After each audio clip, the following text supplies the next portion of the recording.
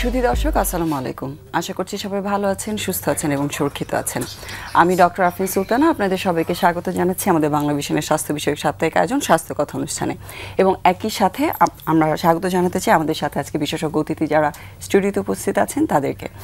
আমাদের সাথে আজকে স্টুডিওতে আছেন অধ্যাপক ডক্টর নাইমা শারমিন হক, যিনি অবস অ্যান্ড গাইনি ডিপার্টমেন্টে আছেন জয়নুল হক শিকদার ওমেন্স মেডিকেল কলেজ ও হসপিটালে।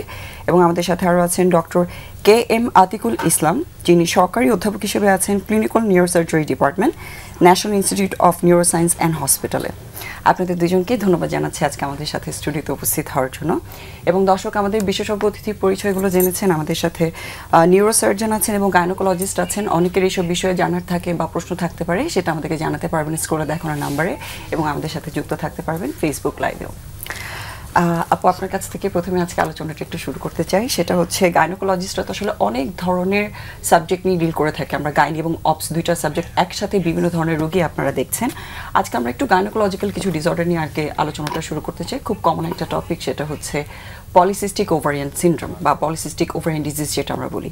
এই পিসিওডি এবং পিসিওএস নিয়ে এখন খুবই চ্যালেঞ্জিং একটা সিচুয়েশন, সেটা ডিজিজ ওয়াইজ বলি বা ফার্টিলিটি রিলেটেড। সো প্রথমে এটার ব্যাপারে আপনার কাছ থেকে একটু জানতে চাই বিশেষজ্ঞ হিসেবে। ধন্যবাদ ডক্টর আফরিনা। সেপ্টেম্বর কিন্তু আসলে পিসিওএস অ্যাওয়ারনেস মান্থ, সেই হিসেবে আমাদের আজকের এই ডিসকাশনটা খুব যুগোপযোগী হবে ইনশাল্লাহ। তো এখন পিসিওএস ব্যাপারটা হচ্ছে কি, এটার সচেতনতা আসলে একটা মেয়ের সেই ছোটবেলা থেকেই কিন্তু বাবা মার মানে সচেতন হতে হয়। ইদানিং দেখা যাচ্ছে যে মায়েরা আমাদের কাছে ফ্রিকুয়েন্টলি কমপ্লেন নিয়ে আসতেছে যে বাচ্চাদের ওজন বেড়ে যাচ্ছে, বাচ্চারা ঘরমুখী থাকছে বেশি, মোবাইল ডিপেন্ডেন্ট হচ্ছে, এবং ফুড হ্যাবিটটা তাদের মানে ভেজিটেবল এবং নর্মাল ডায়েট থেকে ডাইভার্ট হয়ে মোস্টলি তারা চিকেন বেসড হয়ে যাচ্ছে। দেখা যাচ্ছে যে চিকেন ফ্রাই অথবা ফাস্ট ফুড, চকলেট, এই জিনিসগুলোর দিকে আমাদের বাচ্চারা বেশি চলে আসছে। হ্যাঁ, ফর্টিফাইড ফুডগুলোর দিকে ওরা চলে যাচ্ছে। তো বাবা মারা কিন্তু আমাদের কাছে ওজন বেড়ে যাচ্ছে এই সমস্যা নিয়েও আসেন। আবার যখন রিপ্রোডাক্টিভ এইজ গ্রুপে যখন একটা মেয়ের যে বয়সে মাসিক হওয়ার কথা, এই সময় মাসিক হচ্ছে না, এই প্রবলেমটা নিয়েও আসে। তো সিম্পটমগুলোতে যাওয়ার আগে যদি একটু পিসিওএস রোগটা আসলে কি সেটা যদি আমরা একটু জানতে চাই। পিসিওএস অ্যাকচুয়ালি যে পলিসিস্টিক ওভারিয়ান সিনড্রোম, এটা হচ্ছে এমন একটা সমস্যা যেখানে আসলে মাল্টিপল প্রবলেম হয়। এখানে ওভারি স্ট্রাকচারাল চেঞ্জ থেকে শুরু করে বডিতে হরমোনাল চেঞ্জ পর্যন্ত হয়ে যেতে পারে, এবং তার সাথে অ্যাসোসিয়েটেড আরও অনেক কিছু হয়। যেমন হরমোনাল চেঞ্জ হলে দেখা যায় যে ওজন বেড়ে যাচ্ছে, মুখে মানে অবাঞ্ছিত লোম চলে আসতেছে, পিরিয়ড ইরেগুলার হয়ে যাচ্ছে। হ্যাঁ, এবং তার পাশাপাশি উপসর্গগুলো দিয়ে আপনারা বুঝতে পারছেন অথবা একটা আল্ট্রাসোনোগ্রাম করলে রিপোর্টে বোঝা যাচ্ছে। কেউ আসছে যে পিরিয়ড হচ্ছে না, আল্ট্রাসাউন্ডে দেখা যাচ্ছে যে তার পলিসিস্টিক চেঞ্জ আছে, কিন্তু তার অন্য কোনো ওবেসিটি নাই, মানে ওভারওয়েট নাই, কিংবা তার অবাঞ্ছিত লোম যেটাকে আমরা হার্সুটিজম বলছি সেটা নেই, কিন্তু তার হচ্ছে পিরিয়ড ইরেগুলার। তখন আমরা যখন হরমোনাল ইভ্যালুয়েশনে চলে যাচ্ছি তখন দেখা যাচ্ছে যে তার ওভারির যে হরমোনটা বেশি থাকার কথা সেটা কমে গেছে, অথবা যেটা কম থাকার কথা সেটা বেড়ে গেছে, মানে একটা হরমোনাল ইমব্যালেন্স চলে আসে। এই কারণেই আসলে বডিতে সব ধরনের চেঞ্জগুলো ডেভেলপ করে যায়। কারণ হরমোন যখন ইমব্যালেন্স হয় তখন কিন্তু একটা ডিম্বাণু পরিপক্ক হতে চায় না। তো ডিম্বাণু যখন পরিপক্ক হয় না, এই ডিম্বাণুগুলো প্রতি মাসে দেখা যায় যে মরে গিয়ে সিস্টের মতো তৈরি করে ফেলে, এবং ওভারির চতুর্দিকে ছোট ছোট ছোট ছোট সিস্টের মতো হয়ে একটা চেইনের মতো, আমরা বলি মুক্তার মালার মতো একটা অ্যাপিয়ারেন্স নিয়ে চলে আসে। তো কখনো কখনো দেখা যায় যে সনোগ্রাফিক ফাইন্ডিং হয়, কখনো পেশেন্টের মিনস্ট্রুয়াল ডিস্টারবেন্স নিয়ে আসলে হরমোনাল ইমব্যালেন্স দিয়ে ডায়াগনোসিস হচ্ছে। তার মানে যেহেতু অনেকগুলো সিস্ট এখানে পাওয়া যাচ্ছে, এই কারণে পলিসিস্টিক বলা হচ্ছে। আর সিনড্রোম আমরা বলছি এই কারণে যে যখন হরমোনাল ডিস্টারবেন্স হয়ে যায় তখন বডিতে আসলে আমাদের বিভিন্ন অর্গান থেকে, বিভিন্ন গ্ল্যান্ড থেকে বিভিন্ন ধরনের হরমোন আসে। যখন একটা জায়গায় হরমোনাল ডিস্টারবেন্স হয় তখন কিন্তু স্বাভাবিকভাবে এর অন্য জায়গায় হরমোনাল ডিস্টারবেন্স হতে পারে। যেমন পিসিও পেশেন্টদের ডায়াবেটিক হয়ে যাওয়ার একটা চান্স থাকে। তো আমি ইনিশিয়ালি পেশেন্ট আমার কাছে আসছি ওবেসিটির প্রবলেম নিয়ে অথবা আমার পিরিয়ডের সমস্যা নিয়ে, কিন্তু দেখা গেল অ্যাসোসিয়েটেড তার দেখা যাচ্ছে যে অনেক ছোট বয়সে ডায়াবেটিস চলে আসতেছে। এগুলো শুধুমাত্র হরমোনাল ডিস্টারবেন্সের জন্যই হচ্ছে। এবং এটা পিরিয়ড শুরু হওয়া থেকে শুরু করে, মানে মেনস্ট্রুয়াল পিরিয়ড থেকে শুরু করে মেনোপজের আগ পর্যন্ত হতে পারে, ডিফারেন্ট এজে ডিফারেন্ট সিম্পটম থাকে। যেমন একটা মানে আলোচনা আপনার কাছে আসছি, তার আগে ডক্টর আতিকুল আপনার কাছ থেকে আপনার বিষয়টা সম্পর্কে একটু জানতে চাই। নিউরোসার্জারি এখন এমন একটা স্পেশালি সার্জারির ব্যাপারে সাধারণ মানুষের আইডিয়া সবসময় একটু কম থাকে, যেহেতু মেডিকেল ডিজিজগুলো নিয়ে মানুষের ধারণাটা একটু বেশি থাকে। সো প্রথমে আপনার স্পেশালিটির বিষয়টা একটু জানতে চাই, আসলে নিউরো সার্জনরা কোন কোন রোগগুলো নিয়ে আপনারা পেশেন্টগুলো দেখছেন এবং কী ধরনের ট্রিটমেন্টগুলো দিচ্ছেন। ফার্স্টে রোগের বিষয়গুলো একটু জানতে চাই, কী ধরনের ডিজিজ নিয়ে আসে আপনাদের কাছে? ধন্যবাদ। এটা বেসিক্যালি খুব একটা ইম্পর্টেন্ট কোশ্চেন, যে আমরা মূলত কাজ করি এখন সোশ্যাল অ্যাওয়ারনেস নিয়ে, মানুষকে জানানোর চেষ্টা করছি যে আসলে কোন বিশেষজ্ঞের কাছে গেলে আপনি কি পরামর্শ পাবেন বা আপনার মানে কখন কার শরণাপন্ন হতে হবে। তো নিউরোসার্জারি সারা পৃথিবীতে মানে একটা ইমার্জিং সাবজেক্ট বলে আমরা, উদীয়মান সাবজেক্ট। একটা সময় ছিল যে অনেক রোগের চিকিৎসা ছিল না, তো এখন সেটা বাংলাদেশে বা আধুনিক বিশ্ব পুরাদমে চালু হয়েছে। তো নিউরোসার্জারির যে মানে যেটা মেইনলি কাভার করে সেটা হলো যে brain and spine. Brain and স্পাইনের যে প্রবলেমগুলো আছে সেটা কিছু মানে চিকিৎসা করেন আমাদের যারা নিউরোলজিস্ট আছেন, যারা মেডিসিনের ট্রিটমেন্ট দেন, আর যেগুলো হচ্ছে কিছু আছে সার্জিক্যাল ডিজিজ, সেগুলো মানে যেগুলো ওষুধ দিয়ে ট্রিটমেন্ট করা যাচ্ছে না, যেগুলোতে সার্জিক্যাল ইন্টারভেনশন দরকার হয়, সেই ধরনের কিছু কিছু রোগের ক্ষেত্রে সার্জারি লাগে। তো সার্জারি কোথায় কোথায় লাগে? ব্রেনের কিছু রোগে সার্জারি লাগে, স্পাইনের কিছু রোগে সার্জারি লাগে। ব্রেনের রোগ কী আছে? যেমন ধরেন বিভিন্ন ধরনের ব্রেন টিউমার আছে, ব্রেন টিউমার ব্রেনের বিভিন্ন জায়গায় হতে পারে। তারপর কিছু আছে স্ট্রোক জনিত যে রক্তক্ষরণ, খুবই কমন একটা সমস্যা। হ্যাঁ, খুবই কমন সারা পৃথিবীতে। এটা ডিজিজ বার্ডেন হিসাবে এটাকে বলা হয় যে ফার্স্ট মানে সবচেয়ে বেশি রোগে এখন আক্রান্ত হচ্ছে কার্ডিয়াক ডিজিজ অ্যান্ড স্ট্রোক, মানে নন কমিউনিকেবল ডিজিজ যেগুলো। নন কমিউনিকেবল ডিজিজের মধ্যে এটা খুবই এখন একটা মানে গুরুত্বপূর্ণ সোশ্যাল ইম্প্যাক্ট এটা রয়েছে। কিছু আছে রক্তনালীর যে বিভিন্ন রোগ হয় ব্রেনে, যেমন অ্যানিউরিজম বলি আমরা বা এভিএম। তো এই বিভিন্ন ব্রেনের যে রোগগুলো আছে তার জন্য নিউরোসার্জনের কাছে শরণাপন্ন হওয়া লাগে। স্পাইনের বিভিন্ন রোগ আছে, যেমন ধরেন সার্ভাইকাল ডিস্ক, তারপর আমরা পিএলআইডি, এটা খুবই এখন কমন, যে কোমরের ব্যথাটা পায়ের দিকে যাচ্ছে। তো অনেক ক্ষেত্রেই ওষুধে ভালো হয়ে যায়, কোনো ক্ষেত্রে মানে সার্জারি লাগে। মেরুদণ্ডের বিভিন্ন আরও সমস্যা আছে, যেমন স্পাইনাল টিউমার, তারপর হচ্ছে ট্রমা আছে। ট্রমা তো সারা পৃথিবীতে এখন খুবই কমন, যেহেতু আরটি অনেক বেড়েছে, সেটা ব্রেনের জন্য লাগতে পারে, স্পাইনের জন্য লাগতে পারে।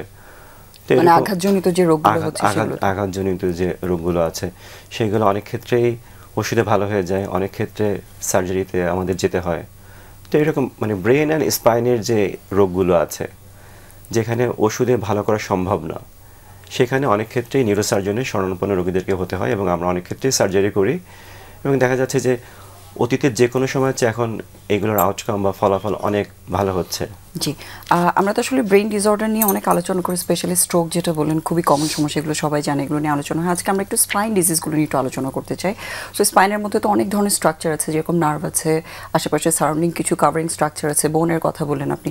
সো এই স্পাইন ডিজিজগুলো আপনাদের কয়েকটা রোগের কথা আপনি মেনশন করেছেন, আপনি কোন ডিজিজটা নিয়ে স্পেসিফিক্যালি আমাদের দর্শকদের একটু ইম্পর্টেন্স দিয়ে জানাতে চান? আজকে বেসিক্যালি আমরা মানে সারা পৃথিবীতে এখন মানে একটা অন্যতম ডিজিজ বার্ডেন হচ্ছে লো ব্যাক পেইন। জি।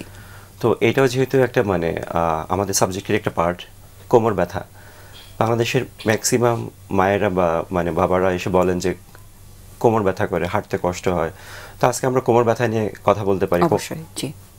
সো এই কোমর ব্যথার কারণগুলো কি কি হতে পারে সেটা নিয়ে আমরা তাহলে ডিসকাশনটা শুরু করতে চাই। কি কি রোগের জন্য কোমর ব্যথাগুলো নিয়ে আসে? কিছু তো এইজ রিলেটেড প্রবলেম হচ্ছে, আর কি কি কারণ হতে পারে? কোমর ব্যথার সবচেয়ে বড় কারণ হচ্ছে বয়সজনিত কারণ। সাধারণত মেয়েদের যে বা ছেলেদের যে ক্ষয়জনিত প্রবলেমগুলো আছে তার জন্য কোমর ব্যথা হয়। তারপর হচ্ছে আমাদের যে লাইফস্টাইলটা, অনেক সময় আমাদের লাইফস্টাইলটা হেলদি না, তো এই আনহেলদি লাইফস্টাইলের জন্য অনেক সময় কোমর ব্যথা হতে পারে। কোমরের কিছু রোগ আছে, যেমন ধরেন হচ্ছে যে পিএলআইডি বলি আমরা, প্রোল্যাপসড লাম্বার ইন্টারভার্টেব্রাল ডিস্ক। যখন মেরুদণ্ডের দুইটি হাড্ডির মাঝখানে যে ডিস্ক থাকে, ডিস্কটা সরে যে আমাদের নার্ভকে চাপ দেয়, তখন দেখা যায় কোমর ব্যথা হয়। তারপর ক্যানালোস্টোসিস, যেটা বয়সজনিত কারণে বিভিন্ন সময় যে নার্ভ যেসব জায়গা দিয়ে আমাদের এক্সিট হয় সেখানে নার্ভগুলো চেপে যায়, ব্লক হয়ে যায়, তো ওর জন্য কোমর ব্যথা হতে পারে। আঘাতের জন্য কোমর ব্যথা হতে পারে। স্পাইনাল টিউমার যেগুলো আছে তার জন্য কোমর ব্যথা হতে পারে। কিছু রক্তনালীর সমস্যা আছে তার জন্য কোমর ব্যথা হতে পারে। কিছু ইনফেকশাস ডিজিজ আছে যেমন টিবি বা ডিসকাইটিস, তার জন্য কোমর ব্যথা হতে পারে। জি, যেহেতু কমন রোগ হিসেবে বারবার আপনি ডিস্ক প্রোল্যাপসের কথা বলছেন, আমরা ডিস্ক প্রোল্যাপসের ব্যাপারটা আরেকটু বিস্তারিত জানতে চাই। এই বিষয়ে বিশেষজ্ঞ হিসেবে আপনার মতামতগুলো বা আমাদের দর্শকদের কী কী তথ্যগুলো দিতে চান? ডিস্ক প্রোল্যাপসের মেইন বিষয়টা হচ্ছে যে আমরা জানি যে আমাদের যে মেরুদণ্ডের যে হাড্ডিগুলো আছে, হাড্ডির মাঝখানে একটা সফট জিনিস থাকে, আমরা ডিস্ক বলি। তো তো বিভিন্ন কারণে ডিস্কটা তার নর্মাল জায়গা থেকে একটু সরে যায়, বের হয়ে আসে, সেটাকে আমরা বলি যে প্রোল্যাপসড লাম্বার ইলডেফান্টাবল ডিস্ক। তো এই ডিস্কটা যখন নার্ভ রুটটাকে, সেই ডিস্কের পাশেই থাকে কি নার্ভ রুট থাকে, যখন এই ডিস্কটা সরে যে নার্ভ রুটটাকে চাপ দিচ্ছে, তখনই বেসিক্যালি রোগীর সিমটমগুলো বেশি হচ্ছে। কি ধরনের উপসর্গগুলো কি সিমটম হতে পারে? যে প্রথমে রোগী বলে যে কোমর ব্যথা করে, হাঁটতে গেলে ব্যথাটা কোমর থেকে পায়ের দিকে ছড়ায়। আচ্ছা, যে নার্ভটা যেদিকে যায় সেই দিকে ছড়ায়। কোনো কোনো রোগী এসে বলে যে ব্যথাটা পাশ দিয়ে একদম পায়ের গোড়ালি পর্যন্ত যায়, যেটাকে আমরা ডাক্তারি ভাষায় রেডিকুলোপ্যাথি। জি। কোনো রোগীর পিছন দিয়ে যায়, এবং রোগীরা প্রায় এসে বলে যে কিছুক্ষণ হাঁটলেই আর হাঁটতে পারি না, তখন কিছুক্ষণ বিশ্রাম নিতে হয়, বিশ্রাম নিলে আবার কিছুক্ষণ হাঁটতে পারি, তার হাঁটার দূরত্বটা কমে যাচ্ছে। সাথে কী হয় যে পায়ে ঝিনঝিন করে, রোগীরা বলে পা চাবায়, কামড়ায়, পায়ে জ্বালা পোড়া করে, পায়ে মাঝে মাঝে অবশ অবশ ভাব আসে। জি। তো এইগুলো বেসিক্যালি সবই হচ্ছে পিএলআইডির যে লক্ষণ, এগুলো হচ্ছে সবচেয়ে কমন লক্ষণ। জি। আর যেহেতু নার্ভ সাপ্লাইয়ের সাথে আমাদের মাসেলের স্ট্রেংথের একটা সম্পর্ক আছে, এগুলোর জন্য মাসেল উইকনেস বা দুর্বলতা এগুলো হতে পারে কিনা? যেহেতু আমরা জানি স্ট্রোকের রোগী হোক বা এই ধরনের রোগীদের বেশিরভাগেরই হয়তো শরীরের একপাশে দুর্বলতা হয়ে যাচ্ছে, সো স্পাইন ডিজিজ যাদের থাকে তাদের ক্ষেত্রে কি এরকম মাসেল উইকনেস হতে পারে কিনা? অবশ্যই হতে পারে। এখন কথা হচ্ছে যে মানে এক এক রোগের জন্য, মানে এক এক রোগে এক এক ধরনের মাসেল উইকনেস হয়। যেমন পিএলআইডিতে কী হয়, পিএলআইডি সাধারণত একটা বা দুইটা নার্ভ কম্প্রেশন হয়, তো দেখা যায় যে ওই গ্রুপ অফ মাসেলস উইক হয়। সবচেয়ে কমন হচ্ছে কি, এটা বেসিক্যালি একটা রোগের শেষ পর্যায়ে যে উইকনেসটা আসে। যেমন ধরেন যদি কোমরের 4 নাম্বার 5 নাম্বার হাড্ডির মাঝখানে ডিস্কটা সরে যে রোগীর নার্ভ কম্প্রেশন হয়, তখন রোগী একটা শেষ পর্যায়ে যখন রোগী চিকিৎসা করে না একদম লাস্ট স্টেজে যে কী হয়, রোগীদের হাঁটতে কষ্ট হয় এবং রোগী বলে যে হাঁটতে পারি কিন্তু পা ছ্যাঁচড়ায়, মানে পা টেনে টেনে হাঁটতে হয়। ব্রেনের যেরকম শরীরের একপাশে বা চার হাত পায়ে দুর্বলতা হয়ে যাচ্ছে, এখানে শুধু যে মাংসটা সাপ্লাই দিচ্ছে সেটা হতে হয়, মানে ইউজুয়ালি। আবার যদি এমন হয় যে না, তার মানে ট্রমা হয়েছে, আঘাতজনিত যে কোমরের সমস্যাগুলো আছে, সেখানে কিন্তু ধরেন যদি পিঠে আঘাত হয় বা কোমরে আঘাত হয়, অনেক ক্ষেত্রে দুই পায়ের শক্তি চলে যেতে পারে। আচ্ছা। যদি আবার ঘাড়ের দিকে আঘাত হয়, তখন কিন্তু আবার অনেক ক্ষেত্রে 4 হাত পায়ের শক্তি চলে যেতে পারে। আবার যদি মেরুদণ্ডের টিউমার হয়, তখন দেখা যায় যদি ঘাড়ে টিউমার হয়, অনেক ক্ষেত্রে 4 হাত পায়ের শক্তি চলে যেতে পারে। কোমরের টিউমার হলে, এবং অনেকের ক্ষেত্রে কিন্তু প্রস্রাব পায়খানা ধরে রাখার ক্ষমতাটাও নষ্ট হয়ে যায়। হ্যাঁ, এক্স্যাক্টলি, এইটা একটা ইম্পর্টেন্ট পয়েন্ট, যে অনেক ক্ষেত্রে দেখা যায় আমরা এটা বলি কডাইকুইনের সিনড্রোম। যখন এই রোগগুলো অবহেলিত থাকে, ম্যাক্সিমাম ক্ষেত্রে কী হয়, রোগীরা দেখা যায় যে এলাকার ফার্মাসিস্টের কাছে কিছু ওষুধ নেয় বা তারা বিশেষজ্ঞ শরণাপন্ন হন না। তখন রোগের একটা শেষ পর্যায়ে যে কী হয়, যে রোগীদের বলে যে প্রস্রাব ধরে রাখতে পারি না, পায়খানা মানে রোগীরা বলে কষা হয়ে গিয়েছে বা শক্ত হয়ে গেছে, পায়খানা করতে কষ্ট হয়। তো এইগুলো কিন্তু রোগের একদম শেষ অবস্থা। এটা কেন হয়, যখন রোগীরা সঠিক সময় সঠিক ডক্টরের কাছে পৌঁছতে পারছে না, তখন বেসিক্যালি রোগীদের এই পরিণতি হচ্ছে। এই বিষয়টা সম্পর্কে আপনার কাছ থেকে জানতে চাইবো। তার আগে ডক্টর নাইমা শারমিন, আপনার কাছে আবার আপনার বিষয়ে আলোচনায় আসতে চাই। সেটা হচ্ছে পিসিওএস এর ব্যাপারে বলছিলেন। ডিসকাশনে আমরা যেটা করছিলাম সেটা হচ্ছে উপসর্গগুলো, বয়স ভিত্তিক কিছু উপসর্গের কথা আপনি বলছিলেন, ওইটাই জানতে চাচ্ছি। বয়স ভিত্তিক উপসর্গ হচ্ছে যে যখন কোনো ছোট বাচ্চাকে নিয়ে বাবা মা আসেন, তখন তাদের সাধারণত মোটা হয়ে যাচ্ছে, অথবা হচ্ছে মুখে, গলায়, এসব জায়গায় হচ্ছে অবাঞ্ছিত লোম আসতেছে, কিংবা হচ্ছে তার পিরিয়ড হচ্ছে না, এই প্রবলেমগুলো নিয়ে আসে টিনেজ যারা। আর যারা হচ্ছে ম্যারাইটাল লাইফে প্রবলেম নিয়ে আসে, তাদের হচ্ছে তারা ইনফার্টিলিটির ইস্যুটা নিয়ে আসে। যেহেতু তাদের পিরিয়ডটা রেগুলার থাকে না, ওবেসিটি একটা প্রবলেম থাকে, সো ইনডাইরেক্টলি দেখা যায় যে এই পেশেন্টদের ইনফার্টিলিটির একটা চান্স থাকে। কারো কারো ক্ষেত্রে আসলে প্রলংড সাফার্টিলিটিও হয়। তো এই ধরনের পেশেন্টদের ক্ষেত্রে আমাদের সাধারণত অ্যাওয়ারনেসটা গ্রো করতে হয় একদম ছোট থেকেই। যখন আমাদের কাছে বাবা মা আসেন, তখন সমস্যা নিয়ে আসলেই যে আমাদেরকে তাদেরকে সচেতন করতে হবে, ব্যাপারটা কিন্তু সেটা না। এটা আমাদের দায়িত্বের মধ্যেই পড়ে। যখন আমাদের কাছে আসে, যখন ফার্স্ট পিরিয়ড হয়, তখন কিন্তু একটু ইরেগুলার হতে পারে। প্রথম 6 মাস পিরিয়ডটা ইরেগুলার হতে পারে। যখন একটা সাইকেল স্ট্যাবলিশড হয়ে যায়, এরপর আর পিরিয়ডটা ইরেগুলার হয় না সাধারণত। কিন্তু যদি প্রথম পিরিয়ড হওয়ার পরে বছরখানেক হয়ে গেছে কিন্তু রেগুলার হচ্ছে না, সচেতনটা আসলে ওই সময় হতে হয়। সিমটমগুলো তো আমরা জেনেছি, সাথে এখন ম্যানেজমেন্টের বিষয়টা একটু জানতে চাচ্ছি। কি ধরনের টেস্টগুলো লাগে, যেহেতু বিভিন্ন ধরনের ইমব্যালেন্সের কথা আপনি বলেছেন, সাথে কিছু কোমরবিড কন্ডিশনও হতে পারে। সো আমাদের ম্যানেজমেন্টের জন্য কি টেস্ট দরকার এবং কি ট্রিটমেন্ট ফ্যাসিলিটিস বাংলাদেশে অ্যাভেলেবল আছে? আচ্ছা, পিসিওএস ডায়াগনোসিসের জন্য আমরা অবশ্যই আলট্রাসাউন্ড আমরা দিই পেশেন্টদেরকে, এটা ওভারিয়ান স্ট্যাটাসটা বোঝার জন্য। আর তাছাড়া হরমোনাল ইভ্যালুয়েশনের জন্য কিন্তু আমাদের বিভিন্ন ধরনের হরমোনগুলো টেস্ট করতে হয়। ওভারিয়ান হরমোনের পাশাপাশি কিন্তু আমরা পেশেন্টের থাইরয়েড হরমোনও টেস্ট করি, প্লাস ডায়াবেটিস হয়ে গেল কিনা সেটাও আমরা সচেতন থাকি। আর খুব ইম্পর্টেন্ট ইস্যু সেটা হচ্ছে যে যখন পিসিওএস এর কারণে ইনফার্টিলিটি ডেভেলপ করে যায়, তখন কিন্তু আমাদের ইনফার্টিলিটির জন্য কিছু স্পেসিফিক টেস্ট করতে হয়, যেমন যে এই পিসিও পেশেন্টের এমএইচ লেভেলটা কমে গেল কিনা, মানে ওভারিয়ান রিজার্ভ, মানে ডিম্বাশয়ের যে ডিম্বাণুর পরিমাণ সেটাকে আমরা ওভারিয়ান রিজার্ভ বলছি। তো পিসিও পেশেন্টদের দেখা যায় যে এমএইচটা তারতম্য হয়ে যায়, তখন আমাদের কনসিভ হতে চায় না। সো একটা পলিসিস্টিক ওভারি নিয়ে যখন পেশেন্ট আসে টিনেজার এজে, তখন কিন্তু আমাদের মেইন ফোকাসড থাকে পেশেন্টের ডায়েটারি মডিফিকেশন, লাইফস্টাইল মডিফিকেশন। হ্যাঁ, তার দেখা যায় যে এখনকার বাচ্চারা কিন্তু অভ্যস্ত হচ্ছে লেট করে ঘুমাতে যাবে এবং লেট করে ঘুমে থেকে উঠবে। দেখা যায় যে স্কুল সকালে থাকলেও কিন্তু তাদের ওই লেট করে ঘুমাতে যাওয়ার প্রবণতাটা কমছে না। এটার একটা কারণ হতে পারে মোবাইল ফোন, এটা একটা কারণ হতে পারে সেডেন্টারি লাইফস্টাইল, যে কারণে তারা টায়ার্ড থাকছে না, তাদের ঘুম আসছে না। আর এখন তো আমাদের আউটডোর গেমগুলোর খুব একটা প্রচলন নাই, যেটা আমাদের ছোটবেলায় ছিল। এখন কিন্তু অধিকাংশ ক্ষেত্রে বাচ্চারা কিন্তু ঘরের ভিতরেই হয় দেখা যাচ্ছে ভিডিও গেম খেলছে অথবা মোবাইলে ব্যস্ত আছে, টাইমটা স্পেন্ড করার কথা, হ্যাঁ ফিজিক্যাল অ্যাক্টিভিটিস হচ্ছে না। এবং খাওয়া দাওয়ার একটা ব্যাপার থাকে যে মোর ওভার ওরা হচ্ছে পিউরিফাইড ফুডগুলোতে চলে যাচ্ছে, যে ক্যান মানে বাজারজাত ক্যান ফুড যে নিয়ে আসতেছে, মানে ভেজে দিচ্ছে অথবা কুক করছে, এটা হয়ে যাচ্ছে। মোর ওভার ওরা হচ্ছে ভেজিটেবল কিংবা হচ্ছে ফিশ এই কন্টেন্টগুলো থেকে সরে যাচ্ছে, শাক সবজি মাছের জায়গাটা থেকে ওরা সরে গিয়ে ওরা মেইন ফুড হয়ে যাচ্ছে হচ্ছে চিকেন। তো যখন এই বাচ্চাদের খাবারের তারতম্য হয়ে যাবে এবং মানে তার যে ফিজিক্যাল অ্যাক্টিভিটিস কমে যাবে, আলটিমেটলি কিন্তু অ্যাট দ্য এন্ড এই বাচ্চাটার কিন্তু ওজন বাড়তে থাকবে। তো আমাদেরকে বাবা মা সহ ছোট বাচ্চাকে তো আমি বলতে পারবো না যে তুমি চিকেন খাবা না, তোমাকে খেলতে যেতে হবে বাইরে, কারণ ও তো ছোট, তো বুঝবে না।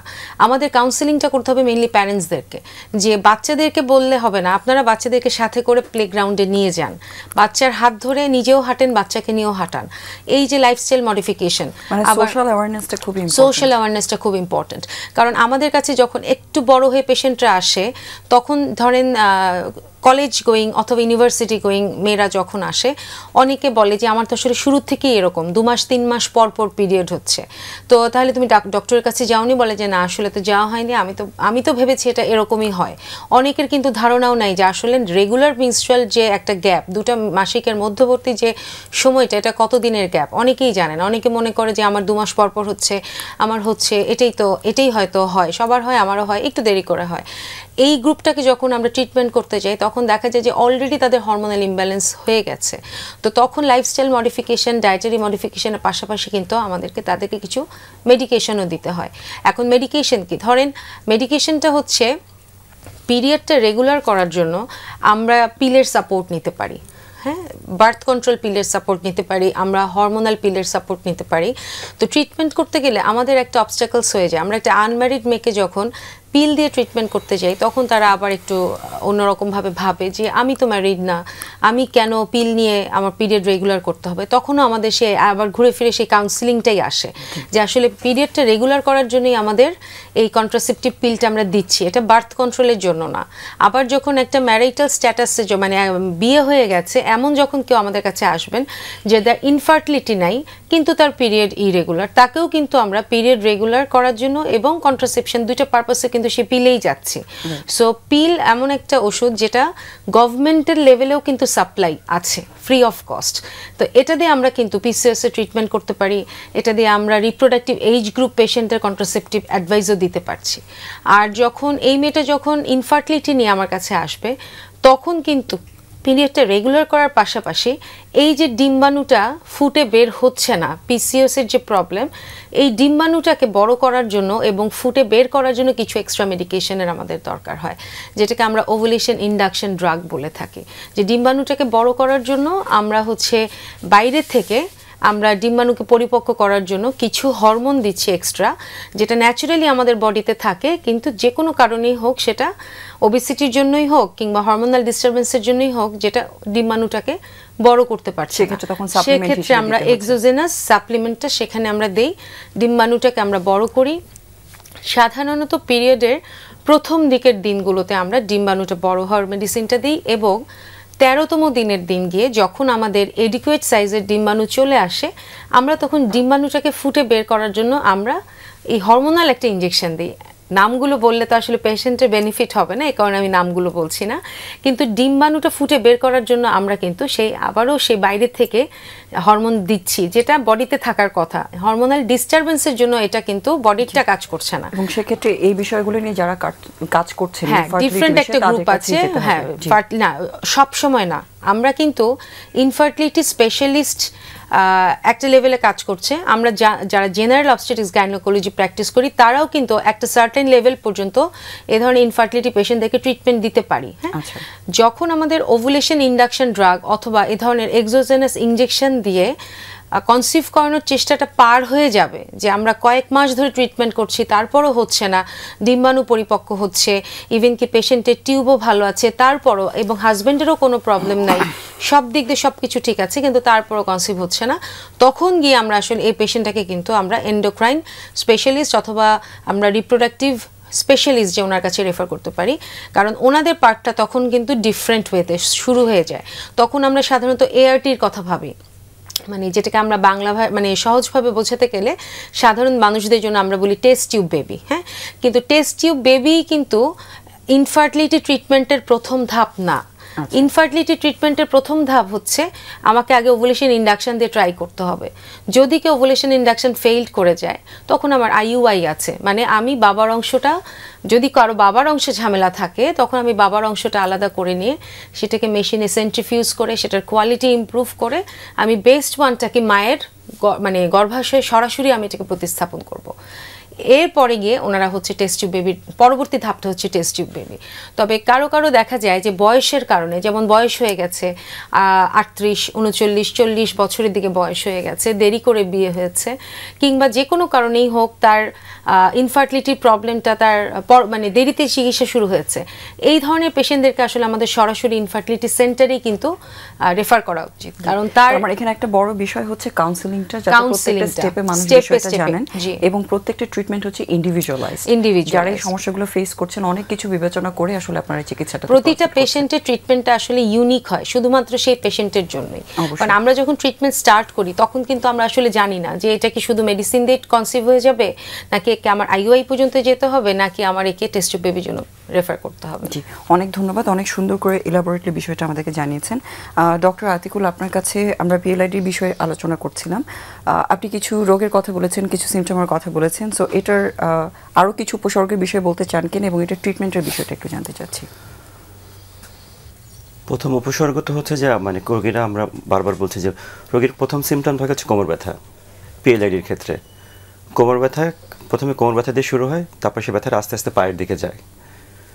রোগীদের হাঁটার দ্রুত কমে যায়, পায়ে জ্বালা পোড়া করে, মাংসপেশিগুলো কামড়ায়, আপনি অলরেডি বলেছেন এই উপসর্গগুলোই হয়, অলরেডি বলেছি। জি, তো এখন চিকিৎসকের কাছে কখন যেতে হবে? তো যখন দেখা যাবে যে না, তার এই ব্যথাটা তার দৈনন্দিন জীবনকে ব্যাহত করছে, স্বাভাবিক লাইফ অ্যাক্টিভিটিস তার মানে ব্যাহত হচ্ছে, তখন চিকিৎসকের কাছে আসতে হবে। চিকিৎসাটা কি? চিকিৎসাটা হচ্ছে যে প্রথমে আমরা কিছু পরীক্ষা নিরীক্ষা করি, যেমন কোমরের কিছু এক্সরে আছে, যদি ব্যথা অনেক বেশি হয় সেক্ষেত্রে আমরা এমআরআই করি, এমআরআই করে আমরা রোগটাকে নির্ণয় করি। তো আসার দিক হচ্ছে যে মানে পিএলআইডি নিয়ে যদি আমরা বলতে চাই যে পিএলআইডি রোগের আমাদের যে সারা পৃথিবীতে ডাটা আছে, ডাটা বলে যে 80 থেকে 85% রোগীর পিএলআইডির চিকিৎসা ওষুধের মাধ্যমেই ভালো করা সম্ভব, ওষুধ বা লাইফস্টাইল। 10 থেকে 15% ক্ষেত্রে হচ্ছে নিউরোসার্জনের শরণাপন্ন হতে হয়, যেখানে সার্জারি লাগে। তো লাইফস্টাইলের মধ্যে কী কী আছে? লাইফস্টাইলের মধ্যে আছে যে যদি কারো বাড়তি ওজন থাকে ওজনটা কমানো, আমাদের কাজের যে বিভিন্ন ধরন আছে, যেমন আমাদের মায়েরা অনেক সময় ফ্লোরে ঘর মোছা, কাপড় কাচা বা যে বিভিন্ন ভারী কাজগুলো আছে করে, তো এগুলো থেকে একটু দূরে থাকা। মানে পশ্চারটা কিরকম রাখছেন এবং কি ধরনের ওয়েট লিফট করছেন, এটা সরাসরি এফেক্ট করছে স্পাইন হেলথটা। এটা খুবই মানে একটা ইম্পর্টেন্ট রোল প্লে করে। অনেক সময় দেখা যায় মায়েরা অনেক ওজন তুলছে, গ্রামের মায়েরা কলস নিচ্ছে বা মাথায় বোঝা নিচ্ছে, বা ইভেন আমাদের ছেলেরা অনেক ভারী ভারী ওয়েট মানে ক্যারি করছে, ওইটারও কিছু নিয়ম আছে। যদি আমরা নিয়ম মেনে চলতে পারি তাহলে দেখা যায় যে এই সমস্যা থেকে অনেকাংশেই বেঁচে থাকা সম্ভব হয়। তো রোগের চিকিৎসার ফার্স্ট ফেজটা কী হওয়া উচিত? লাইফস্টাইল মডিফিকেশন একটা ইম্পর্টেন্ট ইয়ে। দুই হচ্ছে কিছু এক্সারসাইজ দিই, আমরা কিছু ব্যায়াম দিই, তারপর শুরুর দিকে খুবই হালকা মাত্রায় কিছু ব্যথানাশক ওষুধ খেতে হয়, কিন্তু আমাদের দেশে যেটা হয় যে কোমর ব্যথা হলে রোগীরা খুব মানে অ্যাগ্রেসিভ পেইন কিলারের দিকে চলে যাচ্ছে। তো সেটার ফলাফল কী হচ্ছে, রোগীদের গ্যাস্ট্রাইটিস হচ্ছে, অনেক সময় মানে ক্রনিক কিডনি ডিজিজ হচ্ছে। তো চিকিৎসার বেসিক্যালি যে কম্প্রিহেন্সিভ একটা চিকিৎসা সেটা আমাদের দেশে এখনও ওইভাবে হচ্ছে না, যে যার মতো করে চিকিৎসা করে যাচ্ছে। সায়েন্টিফিক যে চিকিৎসার ধাপগুলো যা আছে, ধাপগুলো আমরা অনেক ক্ষেত্রে ফলো করতে পারছি না। তো আমরা বারবার রোগীদেরকে এটা বোঝাচ্ছি যে না, আপনি শুরুতেই অ্যাগ্রেসিভ ট্রিটমেন্টে যাওয়ার দরকার নেই। আপনি প্রথমে আপনার লাইফস্টাইলটা মডিফাই করেন, কিছু হালকা পেইন কিলার দিয়ে ট্রাই করে দেখেন, কিছু ফিজিওথেরাপি আছে, যেমন আমরা বলছি যে মানে আপনি একটু গরম পানি সেক দেন, কিছু ব্যায়াম আছে, ব্যায়ামগুলো করেন, আপনার দৈনন্দিন যে অ্যাক্টিভিটিসগুলো আছে সেগুলো কিছু মডিফাই করেন। এই ক্ষেত্রে দেখা যায় অনেক ক্ষেত্রেই রোগী সুস্থ হয়ে যায়। বিশেষ করে ব্যায়ামটাকে আমরা খুব বেশি জোর দিচ্ছি ইদানিং। তো ব্যায়াম করলে দেখা যায় অনেক ক্ষেত্রেই মানে আমরা বারবার বলছি যে 80 থেকে 85% ক্ষেত্রে রোগী সার্জারি ছাড়াই সুস্থ করা সম্ভব। তো এখন সার্জারি করতে হবে কাদেরকে? যেসব রোগীদের দেখা যাচ্ছে যে সব কিছুর পরেও তাদের ব্যথা ভালো হচ্ছে না, কিছুক্ষণ হাঁটলেই তাকে বারবার বসে পড়ে হচ্ছে বা তীব্র ব্যথায় সে কষ্ট পাচ্ছে, তখন যদি আমরা এমআরআই করে দেখি যে না, তার নার্ভ রুটে মানে সিগনিফিক্যান্ট কম্প্রেশন আছে, যে নার্ভটা একদমই চেপে গিয়েছে বা ব্লক হয়ে গিয়েছে, তখন আমরা সার্জারি করছি। তো এবং ম্যাক্সিমাম ক্ষেত্রে এই সার্জারিটা নিরাপদ। তার মানে মডিফিকেশন করার পর, ওষুধ দেওয়ার পর, থেরাপি নেওয়ার পরও যার কাজ হচ্ছে না তাদের ক্ষেত্রে হচ্ছে সার্জারিতে যেতে হচ্ছে, যাদের ট্রিটমেন্ট ফেইলিওর যারা। জি, আমরা আসলে খুব বেশি সময় হাতে নেই, আমরা দু একটা জিনিস একটু জানতে চাই, সেটা হচ্ছে স্পাইন হেলথটাকে ভালো রাখার জন্য ছেলে মেয়ে বয়স ভিত্তিক কিছু ব্যাপার আছে, তার জেন্ডার বেসড কিছু ব্যাপার আছে, কিছু জেনারেল কিছু অ্যাডভাইস দিতে চান কিনা, পশ্চার কীভাবে মেনটেন করা উচিত বা হেলদি কীভাবে রাখতে পারে একটা স্পাইনকে?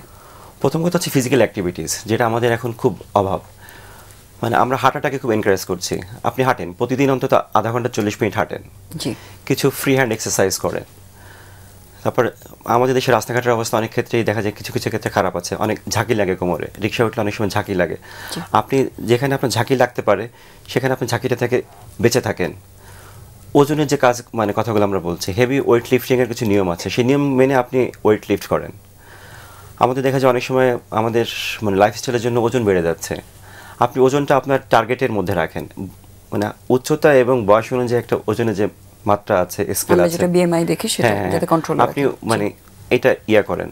তারপর আমাদের খাদ্যাভ্যাস যেটা আছে, যেমন আমরা অনেকে দুধ খেতে চাই না বা পারি না। তারপর ক্যালসিয়াম রিচ যে খাবারগুলো আছে, ছোট মাছ, মাছের কাঁটা, তারপর মানে এই ধরনের যে ন্যাচারাল সোর্সগুলো আছে, আপনি প্রচুর ক্যালসিয়াম রিচ খাবার খান, তাহলে হবে কি আপনার হাড্ডিগুলো মজবুত থাকবে। তারপর আপনি কি বলে যে আপনি আরেকটা ইম্পর্টেন্ট জিনিস হচ্ছে ভিটামিন ডি। আমরা জানি যে ভিটামিন ডি কমপ্লিটলি বোন হেলথের জন্য আমাদের খুবই ইম্পর্টেন্ট, তো সেটাও যাতে সবাই একটু এইটা এখন বেসিক্যালি মেডিকেল এমার্জেন্সি হয়ে যাচ্ছে। আমরা যখনই রোগীদের ভিটামিন ডি করছি, বিশেষ করে মানে শহর এলাকায় সবারই এটা বেস লাইন থেকে অনেক কম। তো এইটা কেন হচ্ছে যে আমরা ডিরেক্ট সানলাইট যেটা, সেটা থেকে আমরা দূরে সরে যাচ্ছি। তো নেচারের মধ্যেই বেসিক্যালি প্রিভেনশনের সব কিছুই আছে, শুধু আপনাকে ওইটাকে নিতে হবে। নিলেই দেখবেন যে আপনি মানে অনেক ক্ষেত্রে অনেক রোগ থেকে আপনি বেঁচে থাকতে পারবেন। অবশ্যই। ডক্টর নাইমা, আপনার কাছ থেকে যেহেতু আমরা সিস্টিক ডিজিজের ব্যাপারে জানতে চাচ্ছি, সো পিসিওএস ছাড়া তো আদার অনেক ধরনের সিস্টের রোগ আমরা দেখতে পাই, যেমন স্পেশালি এন্ডোমেট্রিয়াল সিস্ট বা চকলেট সিস্ট, এগুলোও কিন্তু ইনফার্টিলিটি দেখে যে আমরা খুব একটা বড় চ্যালেঞ্জ। সো আমরা অনুষ্ঠানের একদমই শেষের দিকেই চলে এসেছি, সো এই বিষয়টা একটু জানতে চাই, চকলেট সিস্ট বা এন্ডোমেট্রিয়াল সিস্ট সম্পর্কে আমাদের দর্শকদের সচেতন করার জন্য কি বলতে চান? আচ্ছা, চকলেট সিস্ট কিংবা এন্ডোমেট্রিয়াল সিস্ট ব্যাপারটা কিন্তু পলিসিস্টিক ওভারির যে সিস্ট এরকম না। পলিসিস্টিক ওভারিতে যে সিস্টগুলো থাকবে এটা ছোট ছোট এবং অনেকগুলো থাকবে, এটা কোনো একটা সিস্টের ট্রিটমেন্টও ওখানে হচ্ছে না, কিংবা সেটা সার্জারিও একটা সিস্টের করার মতো অবস্থা থাকে না। কিন্তু এন্ডোমেট্রিয়াটিক সিস্ট অথবা আমরা আপনি যেটা বলছেন চকলেট সিস্ট, এই জিনিসটা হচ্ছে যে এটা আসলে মারাত্মক একটা ডিজিজ প্রোগ্রেশন। হ্যাঁ, এই ডিজিজটা যার থাকে তার আসলে একটা সময় গিয়ে জীবন মনে হবে যে মানে অনেক দুর্বিষহ হয়ে যাচ্ছে, এত বেশি ব্যথা হচ্ছে, শুধুমাত্র পিরিয়ডের সময়ও না, মানে সব সময় সে হাজবেন্ডের সাথে যখন থাকছে ব্যথা হচ্ছে, পিরিয়ড ছাড়াও ব্যথা হচ্ছে, মানে এটা আসলে শরীরের ব্যথার সাথে মানসিক ব্যথারও একটা কারণ হয়ে যায়। তো এন্ডোমেট্রিয়াটিক সিস্টের যখন ইয়াঙ্গার এজ গ্রুপ আসে তখন কিন্তু আমরা মেডিসিন দিয়ে ট্রাই করি, আমাদের বিভিন্ন ধরনের মেডিসিন আছে, ইভেন কি আমরা এদেরকেও পিল দিয়ে ট্রাই করতে পারি মেডিসিন। আমরা হচ্ছে ওদেরকে আমরা বিভিন্ন অ্যাডভান্স গ্রুপের ড্রাগ আছে যেগুলো দিয়ে আমরা পিরিয়ডটাকে বন্ধ রেখে আমরা একটা মানে সিউডো মেনোপোজ বলি আসলে আমরা, যে মাসিক বন্ধ রেখে আমরা এই সিস্টগুলোকে ট্রিটমেন্ট করতে পারি। কিন্তু তারপরও দেখা যায় যে কখনো কখনো এই ওষুধের কার্যকারিতাটা এই টিউমারের মানে অথবা সিস্টের গ্রোথের থেকে এটাকে কন্ট্রোল করতে পারছে না, মানে গ্রোথের বেড়ে যাওয়ার রেটটা মানে ওষুধের কার্যকারিতার থেকে বেশি। তখন দেখা যায় যে মেডিসিন দেওয়ার পরেও আসলে এগুলো খুব একটা কাজ করছে না। এই ধরনের পেশেন্টদেরকে আমাদেরকে তখন আসলে সার্জিক্যাল ট্রিটমেন্টের দিকে যেতে হয়। কারণ এন্ডোমেট্রিওসিস কিন্তু ইনফার্টিলিটির আরেকটা কারণ। হ্যাঁ, মাসিকের রক্তটা বের হয়ে আসার পাশাপাশি পেটের ভিতরে যে জায়গায় জমা হচ্ছে সেখানেই সে একটা সিস্টের আকার ধারণ করে ফেলছে। এটা পেটের ভিতরে হতে পারে, এটা ওভারিতে হতে পারে। যখন ওভারিতে হচ্ছে সেটাই এন্ডোমেট্রিওটিক সিস্ট হয়ে যাচ্ছে। তো যখন 5 সেন্টিমিটারের উপরে হয়ে যায় সাধারণত আমরা তখন মেডিকেল প্রেফারেন্সের উপরে সার্জারিটাকে আমরা প্লেস করি এবং এটার ক্ষেত্রে আমাদের কাউন্সেলিং করতে হয় যে যখন দেখি এটা বড় হয়ে যাচ্ছে, এটা পিরিয়ড যত হবে এটা সাইজ কিন্তু তত বাড়তে থাকবে। কাউন্সেলিং এর ইস্যুটা যেহেতু এসেছে, আমার মনে হয় যে আরেকটা বিষয় এই ডিসকাশন রাখাটা খুবই ইম্পর্টেন্ট, সেটা হচ্ছে ইনফার্টিলিটি বা এই ধরনের চ্যালেঞ্জগুলো কিন্তু যেটা আমরা বলছিলাম যে সোশ্যাল অ্যাওয়ারনেস খুব ইম্পর্টেন্ট, স্পেশালি পার্টনারের। সো যারা এই ধরনের ডিফিকাল্টিগুলো ফেস করছেন স্পেশালি প্রেগনেন্সি বা ইনফার্টিলিটির ক্ষেত্রে, তাদের জন্য স্পেশালি যারা মেল পার্টনার আছে তাদেরকে সচেতন করার জন্য আপনি বিশেষজ্ঞ হিসেবে কি বলতে চান? আচ্ছা, শুধুমাত্র মেল পার্টনার না, মানে পিসিওএস বলেন কিংবা এন্ডোমেট্রিওসিস বলেন, যে কোনো ক্ষেত্রেই আপনার এই সচেতনতা আসলে পরিবারের সবাইকেই হতে হবে। এটা বাবা মার ঘরে যখন থাকবে তখন বাবা মাকে হতে হবে, যখন হাজব্যান্ডের ঘরে থাকবে তখন হাজব্যান্ডকেও হতে হবে।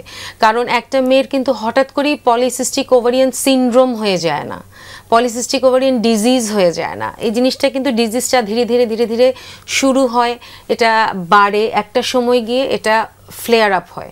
হ্যাঁ, তো এখন আমার একটা জিনিস থামাতে হলে শুরুতেই এটাকে থামাতে হবে, আমার বাবা মাদের লেভেলে কাউন্সিলিং করতে হবে। এবং এ ধরনের সোশ্যাল অ্যাওয়ারনেস যে প্রোগ্রামগুলো, বাংলা ভিশনকে ধন্যবাদ যে এ ধরনের প্রোগ্রামগুলো আপনারা অ্যারেঞ্জ করেন। তো এই প্রোগ্রামগুলোর মাধ্যমে হয় কি, বাবা মাদের লেভেলে কিন্তু আসলে সচেতনতা বৃদ্ধি পায়। তো বাবা মা যখন এই প্রোগ্রামগুলো দেখবেন তখন তার মাথায় যখন থাকবে যে আমার মেয়ের তো ওজনটা বেড়ে যাচ্ছে, ওর যদি ওজনটা কন্ট্রোলে না থাকে ওর কিন্তু মাসিক অনিয়মিত হয়ে যেতে পারে। মাসিক যদি অনিয়মিত হয়ে যায় একটা সময় গিয়ে ওজন আরও বাড়বে, পরবর্তীতে বাচ্চা আসতে সমস্যা হবে। বাচ্চা আসতে সমস্যা হলে তো আসলে ভবিষ্যৎটা মানে হ্যাপিনেসটা তো অনেক কনস্ট্রিক্টেড হয়ে যায়। তো এই যে সোশ্যাল অ্যাওয়ারনেসটা, এটা আসলে আমি তো মনে করি যখন আমার ঘরে একটা কন্যা সন্তান জন্ম হবে এটা তখন থেকেই হতে হবে যে আমার মেয়েটার বৃদ্ধিটা ঠিক হচ্ছে কিনা, আমার মাসিক যে 12-13 বছর বয়সে হওয়ার কথা সেটা হচ্ছে কিনা, 9 বছর বয়স থেকে যে শারীরিক একটা পরিবর্তন আসে কন্যা সন্তানদের মধ্যে সেটা আসছে কিনা, মিনস্ট্রুয়াল হাইজিনের যে ব্যাপারটা আছে আমাদের দেশে, আমি বাবা অথবা আমি মা, আমার মেয়ের মাসিক হচ্ছে এটা নিয়ে আমি কথা বলবো আমার ঘরে, এটা তো খুবই লজ্জাজনক একটা ব্যাপার। আমাদের কিন্তু এরকম এখনো কিন্তু অনেক ফ্যামিলি আছে। হ্যাঁ, সো এই জিনিসগুলো থেকে আমাদেরকে বের হয়ে আসতে হবে। আমি ভাইয়ের সাথে একটু কথা বলতে চাই, সেটা হচ্ছে ভিটামিন ডি, খুব গুরুত্বপূর্ণ একটা কথা বলেছিলেন। পলিসিস্টিক ওভারিয়ান ডিজিজ নিয়ে যে পেশেন্টগুলো সাফার করে তাদের কিন্তু আমরা যখন হরমোনাল অ্যাসে করি দেখা যায় যে তাদেরও কিন্তু ভিটামিন ডি ডেফিসিয়েন্সি আমরা পাই, এবং খুব মারাত্মক লেভেলের ডেফিসিয়েন্সি 5, 6, 10, যেখানে ন্যূনতম 30 থাকতে হয়। এটার একটা কারণ হচ্ছে আমাদের গেট আপ। হ্যাঁ, আমাদের গেট আপ, আমাদের হচ্ছে সান এক্সপোজার, এবং এটা একটা ইম্পর্টেন্ট ইস্যু। যারা কালো কাপড় পরে, কালো কাপড়, এটা সালোয়ার কামিজ হোক, শাড়ি হোক কিংবা বোরখাই হোক, কালো কাপড়টা কিন্তু সূর্যের আলোটাকে শরীরের সাথে সংস্পর্শে আসতে দেয় না। এবং অক্সিজেন যেমন জরুরি, ভিটামিন ডিটাও কিন্তু এরকম নেসেসারি। একটা মেয়ের মাসিক হওয়া, তার মাসিক নিয়মিত হওয়া, তার ওজন বেড়ে যাওয়া মানে না বাড়া, তার রিপ্রোডাক্টিভ ক্যাপাসিটিটা ঠিক থাকা, এবং মাসিকের একটা ধীরে ধীরে যে সময় গিয়ে শেষ হবে সেই সময়ে শেষ হয়, সবকিছুর জন্য আসলে ভিটামিন ডি খুবই জরুরি, এবং ওভারঅল হেলথেরই আসলে ভিটামিন ডি দরকার আছে।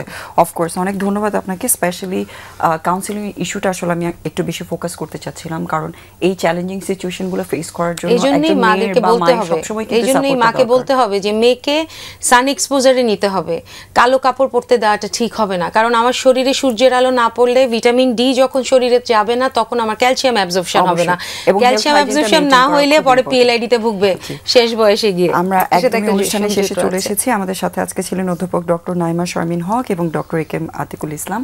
আপনাদের দুজনকে আবারও ধন্যবাদ জানাচ্ছি আমাদের সাথে থাকার জন্য এবং দর্শক আপনাদেরকেও ধন্যবাদ জানিয়ে আজকে অনুষ্ঠান আমরা এখানেই শেষ করছি।